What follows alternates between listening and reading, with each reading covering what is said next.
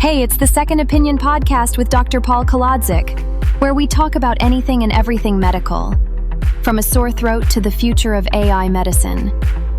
Dr. Paul is an ER doc and certified in addiction medicine and metabolic health, as well as a best-selling Amazon author. You can learn more about Dr. Paul at his website, drpaulkolodzik.com. Hey, Dr. Paul, welcome back. It's been a while since we've been here. Yeah, great to be here, Terry. Well, you took a little vacation, and I took a little vacation, and then we came back right after the 4th of July, so today is like July 7th or something like that. Yeah. And you came out to see the drone show over the holiday weekend that I helped the city put on. For our listeners, Terry, as a producer, is involved in some community activities here and was in charge of the Centerville, Ohio entertainment for their July 4th festival, which draws, 80,000 people or something? It was a record number. It is the largest one-day festival in Ohio. Wow. And the number was at 80? It's over 80,000. Yeah.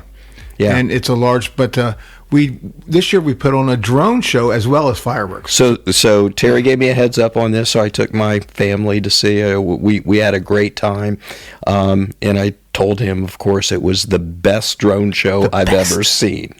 Okay, it's the first drone show he's ever seen. But it was pretty neat, and the technology is neat. 200 drones, right? 200 drones. Now you got to remember, in China they do 2,000 drones. I can't imagine it. Does that mean the Chinese are ahead of us? They are in drones, yes. Yeah. So just very, very entertaining. All kinds of pro-USA symbolism and designs, coordinated by the drones. It was very amazing. And then that was, of course, followed by a magnificent fireworks show. And then you were responsible for how many bands over the weekend at different locations? Then we had 6 different stages with a total of about 12 to 15 different acts going on different stages from certain times. So, and it was hot. Tell them how hot it was. It was like 94, 96, right? And I think I had heat stroke. By the way, what is heat stroke? I think you were dehydrated. I don't think you had heat stroke. What is the difference? Well, dehydration mean that your total body fluid's down. Heat stroke is when there's a significant increase in body temperature. Oh, okay. Yeah, I think you're right, because I was just really dizzy. Yeah. And I said, man, I don't know if I can walk back. So. And it really it goes dehydration, heat exhaustion, and then heat stroke. Heat stroke can be very serious, but it's relatively rare. So it means there's a mental status change. It means people, literally lose consciousns with a heat stroke. So the vast majority of these instances occur in the category of dehydration and heat exhaustion. Yeah, well, I was somewhere in that range. I don't know where on that spectrum I was, but I tell you, by the end of that day, it took me a day and a half to even get halfway normal again. And you are on the spectrum. I am definitely on the spectrum of some kind. Yeah. So we're going to spend a lot more time on this podcast dealing with things that you deal with on a regular basis in the ER, because you've got some fascinating stories. We've talked about this offline that people don't get to hear, but I said, why don't we start sharing some of these stories with the folks listening in with us about things that maybe they don't realize that happen in the ER, or some medical things that you've come across in your other practices as well. Right. So where'd you want to start this with? Let me tell you, I'm going to tell people about the young lady we talked about the other day. Yeah, that's a good story. Okay, so that is not in the emergency medicine practice, but in my addiction medicine practice. People talk, Terry. I mean, I've talked to colleagues, and they say, I wouldn't want my kids, other doctors that are my age, I wouldn't want my kids to go into medicine. It's become so complicated and so profit driven and all that. And, I just disagree. Really? I just think it's still a great calling, from a professional standpoint. There are other ways to make more money, but you're always probably going to make a reasonable living being a physician. And I just think, I still look forward to going to work and interacting with patients and going home at the end of the day. Part of this is maybe that, my wife's an emergency physician and we get to share stories. But I still find it very, very satisfying. Yeah, isn't that the key to life? As long as you come home, feel like you've done something better today to help somebody, that's kind of the key. Yeah, and now that's always intertwining now as I get into my mid to upper 60s about, are you going to slow down doing this? And I just, that's going to, we should talk about that sometime, because I just, it's a good thing and a bad thing, but you got so much of your identity wrapped up in, your profession. I would just, at this point, find it hard to step away from it. Well, as long as you're still healthy and can do it, why not keep going? As long as you love it. Yeah. So, anyways, that brings up the case of this young lady I have had in my addiction medicine practice for 5 years. And Terry and I talked about this the other day. And the reason this came up is because she is now starting her first nursing job at one of the hospitals here in Dayton on a cardiac step-down unit. Yeah. But the backstory is that she originally came to us. She's now in her late 20s. And she originally came to us after getting hooked on pain pills that were prescribed to her. So she had an accident or something? Yeah. She had an accident, and I think there was, an emotional background there as well, because she was abused as a child, and then had an accident, had some back pain. And that was back in the day when doctors were just passing out, OxyContin and oxycodone right and left. And one of the theories behind that, I don't think we've talked about this, was the pharmaceutical companies. We have talked about Purdue Pharmaceuticals. Oh, I've seen several movies about them. Yeah, right. But they pushed this theory, which was not based in science at all. And the theory was that if you have real pain, then taking narcotics really just offsets that pain, and you aren't going to get addicted. So if your pain's real, you aren't going to get addicted. That was the line that was sold for 15 years. So was that part of that happy face, sad face thing? Yeah, absolutely. Yeah, the fifth vital sign. Yeah, but pain is the fifth vital sign, which is craziness, because I've had people in the emergency department playing Tetris on their phone, looking up at and telling me that their pain's a 12 out of 10.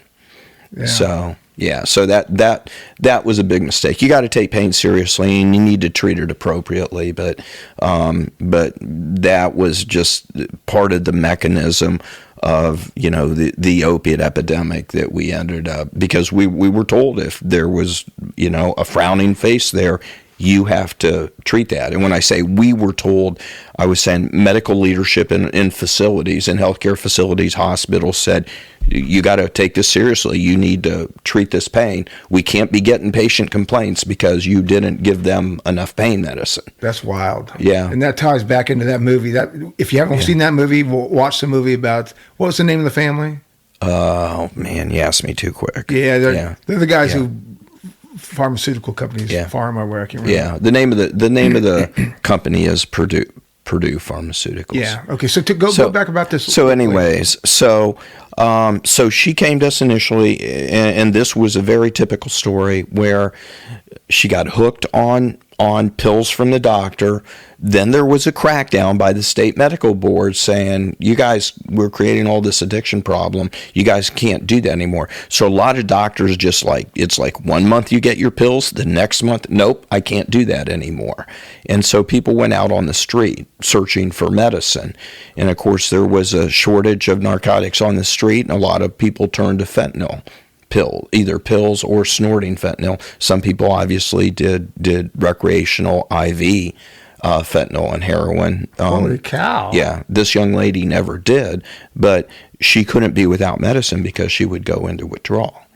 And now, can you, I think we talked about this in way long time, can you die from withdrawal from narcotics? You can't do that, but you can die from withdrawal from alcohol. Is that right? Yeah. So the most dangerous withdrawals are alcohol and benzodiazepines, things like Valium, for example, or Ativan. Those are the two very dangerous ones. In opiates, people don't die from opiate withdrawal, but the phrase that's used is, you feel like you're dying. So where did this girl get the money for this stuff?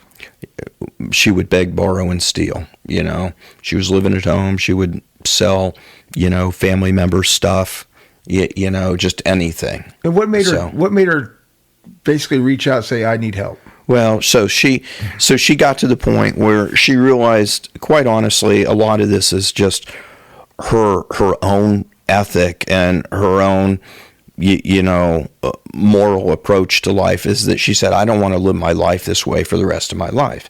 So she reached out, and what is typical in this process is you transition people from opiates off the street to a medication called Suboxone, which is medication I've prescribed in my clinics for years. Yep. We try and keep the doses low. Some clinics keep doses high to keep the patients coming back, but we've been successful at keeping the doses low.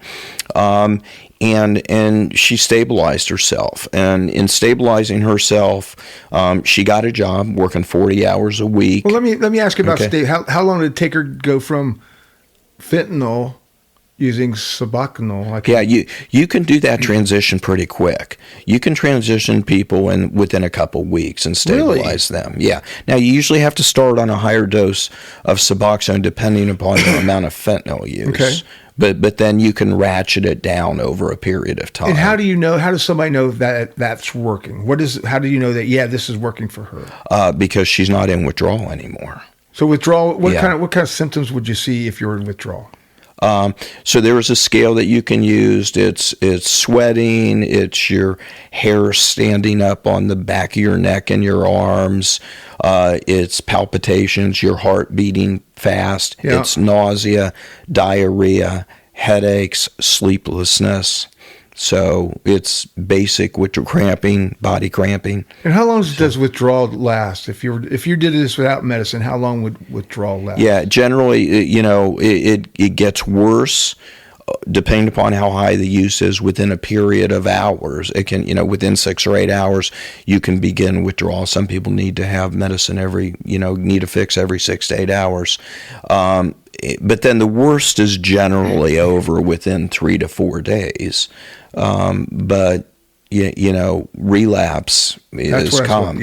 Yeah. Let's say they get through the 3 to 4 days. They think they're clean, and something pulls them back into the addiction. Okay. Right. So we treated her with Suboxone, and we had done that for a number of years, titrating her dose down to just a smidgen of Suboxone. So she was on it for several years? Yes. Okay. But she was acting, at that point in time, she was very normal? Stable. So she went out, got a job in a nursing home as a nursing assistant, working the night shift, working 40 hours a week on the night shift, and then decided she liked medicine and decided to go to nursing school. Wow. And that started, that was like 3 years ago.